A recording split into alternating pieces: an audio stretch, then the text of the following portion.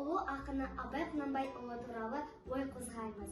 Бірақ біз оны дәстүрлі емес, ерекше форматта қозғайтын боламыз. Алданып қояйық, бүгін бізде нағыз оқымысты достарым бар. Ол Алжан мен Дәулет.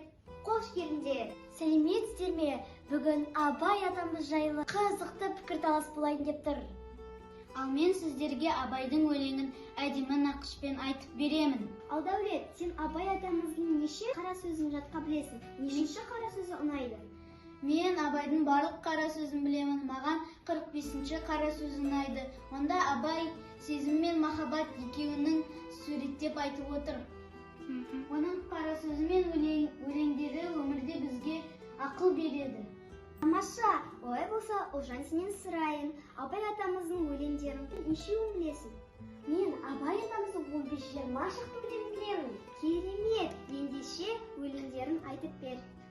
Оның ішіндегі Абайдың ғылым таппай өлеңі. Абай Құнанбайұлы ғылым таппай мақтанба, ғылым таппай мақтанба, орын таппай баптанба, құмарланып шаттанба, ойнап босқа күлуге, 5 нәрседен қашық, 5 нәрседен асық бол. Адам болам десеңіз, тілеуін өмірін алдында, оған қайғы етсеңіз. Өсек өтірік мақтаншақ, еріншек бекер мал шашпақ, 5 дұшпанын білсеңіз, талап еңбектерін ой, қанағат рақым ойлап қой. 5 асылыс көнсеңіз, жамандық көрсен нәфрат тілі, суытып көңіл тыйсаңыз, жақсылық көрсе ғибрат тілі, оны ойға жисаңыз, ғалым болма немене балалықты қисаңыз. Керемет, жарайсың. Дәл солай, Абайды оқыған сайын жаңа нәрсе түсінесің.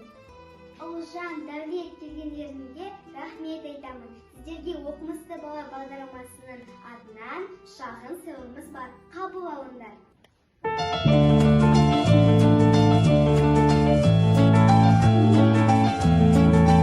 Осымен оқымысты бала бағдарламасын аяқтаймыз. Келесі кездескенше. Сау болыңыздар.